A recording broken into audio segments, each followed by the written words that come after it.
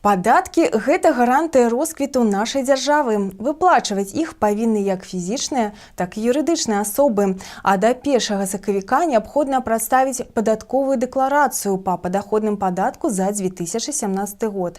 Па тлумачэнні гэтага пытання наша здымачная група звярнулася ў інспекцыю міністэрства па падатках і зборах Рэспублікі Беларусь па Шклоўскім раёне.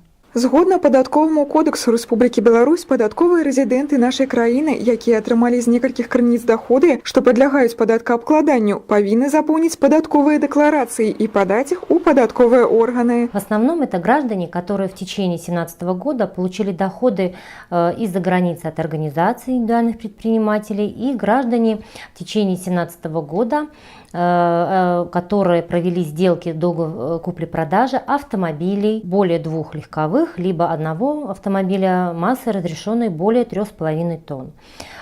Также декларацию за 2017 год подают граждане, которые не имеют основного места работы и не получившие по основному месту работы вычеты. Это имущественные, социальные, стандартные. Не варто зацягваць з падачай дэкларацыі, бо пры парушэнні тэрмінаў без уважлівых прычын рэзідэнту пагражае штраф. Аплаціць жа падатак можна пазней, да 15 мая. Адзначым, што плацельшчык можа падаць падатковую дэкларацыю не толькі на месцы, але і запоўніць яе на інтэрнэт-партале. Можно подать в виде почтового отправления или через интернет портал налоговых органов. И на сайте размещена налоговая декларация, а также ее пример заполнения. По пытаннях предоставления податковых деклараций штодня Управлением падаткаабкладання фізічных особ и МПЗ Республики Беларусь по Шкловским районе ажыццяўляецца прием громадян. С целью удобного для населения режима работы прием деклараций от граждан осуществляется по адресу город Шклов, улица Ленинская, дом 76,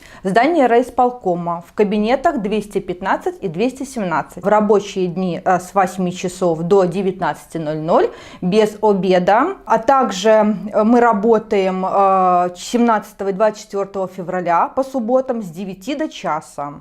Также организованная запись на прием декларации по телефону 78 218 и 78 217.